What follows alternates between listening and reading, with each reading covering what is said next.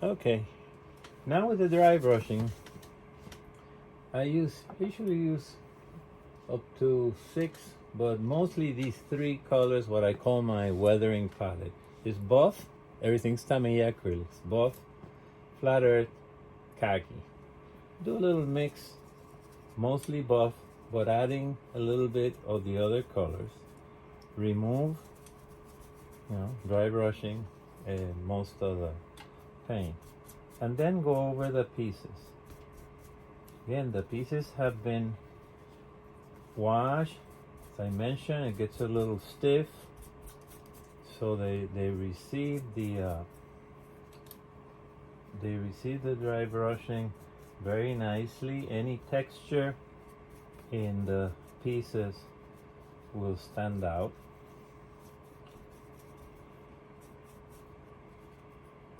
In this case, it's not looking too dramatic. These belts have some grain, so I go over against the grain. Again, not looking too dramatic, but it's looking for subtle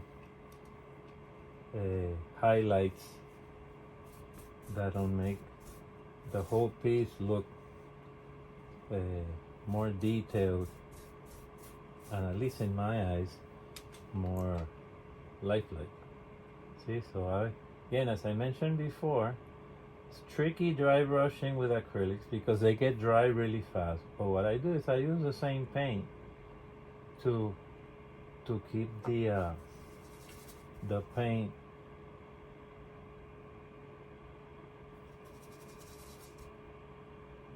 the paintbrush wet, and then again, everybody knows how dry brushing works. Always mentioned, it's one of the greatest inventions, at least for models and weathering. I could later, once everything's on the figure, I might go over it with just the buff. But for now, I may also go over the buckles with some thinner if I find that there's like too much paint on the buckles or on the metal.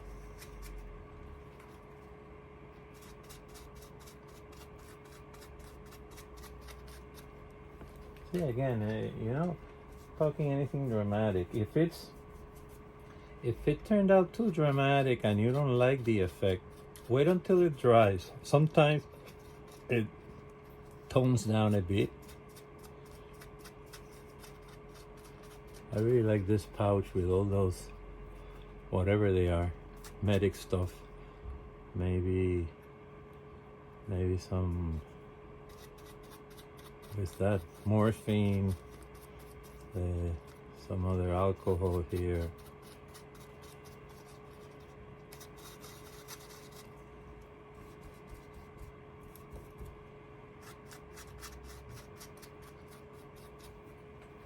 It's looking really good.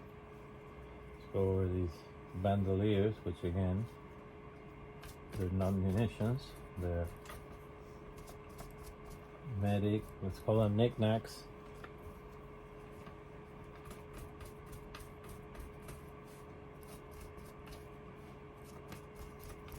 These are very nice because they already have like weights inside, so they will fall on the figure nicely.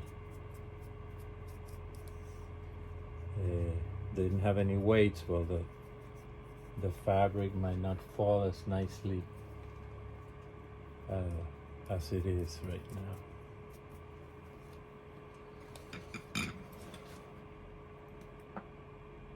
And keep that brush.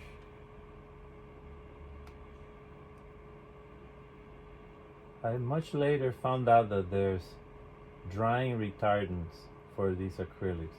and I've used them for some effects, but hardly ever use them. So in general, I just try to keep the brush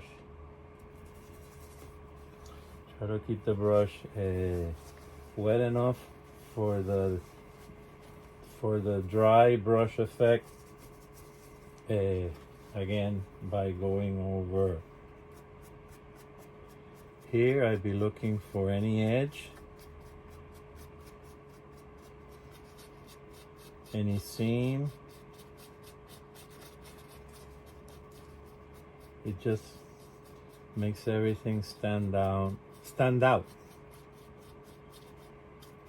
The pockets, the seams here along the sides, the edges of the pocket. Later I might go with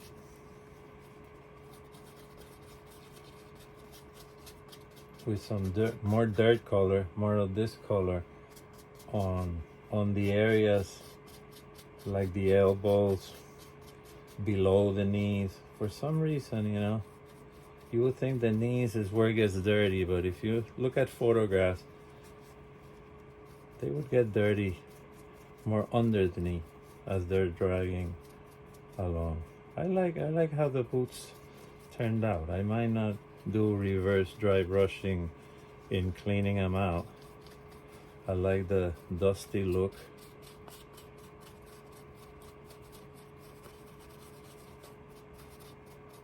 Again, I'd go over the figure once everything is on, but you can get an easier effect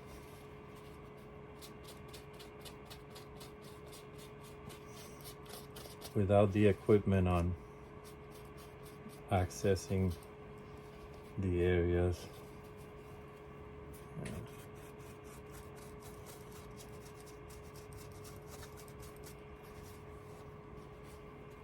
It's looking just like I wanted it to look. In the past, when I used a lot of the dragon head sculpts, I would do a dark wash on the head sculpt itself. But these head sculpts are so nice, I leave them alone. I got into this hobby really to avoid having to paint faces in small miniatures. So if I feel the head sculpt is nice enough, I'm not gonna mess with it. You know, this one looks worn. It has like a shadow of the beard. I'll do some more of this and be back later.